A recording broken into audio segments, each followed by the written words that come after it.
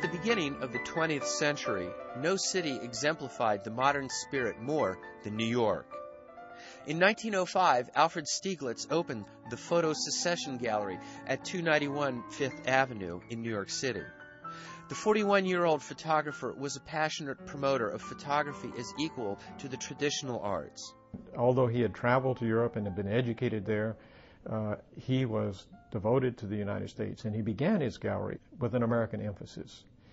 But at the same time, he, I think, was very wise. When he was acquainted with modern art and photography from Europe, he said that we in America must know this. To be the best, one had to work in an international environment, could not be parochial. And so he brought in the best he could find in Europe, the most challenging work available in Europe. The year was 1913. The flag was the pine tree flag of the American Revolution, meant to symbolize the new spirit. The event was the International Exhibition of Modern Art held at the 69th Regiment Armory in New York City. It was a grand attempt to expose Americans to the latest developments in European culture.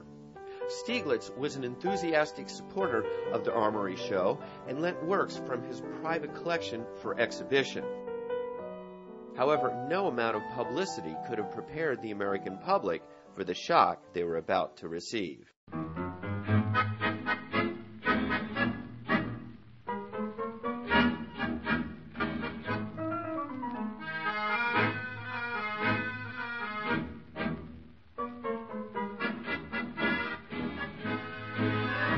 Rude descending a staircase refers to nude descending a staircase. The one painting that came to symbolize everything that was wrong with modern art. It was a semi-cubist, semi-futurist looking painting by a 26-year-old French artist, Marcel Duchamp. Unaware of the futurist when he painted the nude, Duchamp nonetheless shared a common interest in the works of Etienne Jules Marais and the idea of movement.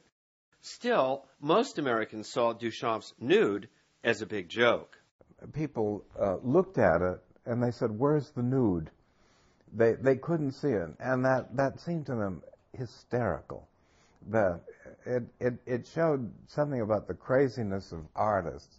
That they're doing a painting called Nude Descending a Staircase, and you couldn't find the nude. There are suggestions of a figure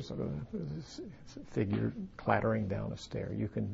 There is something there. You can work with it a little bit. And the fact that it's nude, whether it throws a little sex, a little nudity in there. Even if you couldn't read French very well, nude descendant un escalier in the corner meant a nude descending a staircase. And the one thing a nude could not do is move in a painting. In traditional painting, even for that matter, Cubist paintings, a nude was supposed to just lie down and do nothing else. But a nude descending stairs is a moving nude, and you have to just ask yourself, when have you, for example, last seen a nude woman walking downstairs?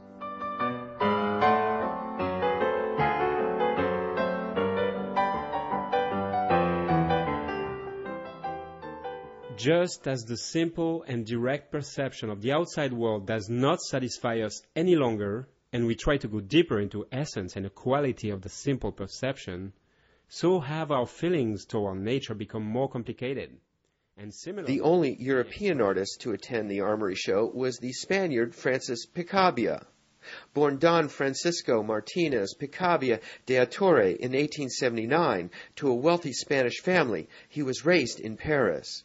Picabia was a flamboyant man, and along with his wife, Gabrielle Buffet Picabia, lived an extravagant lifestyle. Picabia made a name for himself as an artist, first in Impressionist circles, then as a Cubist.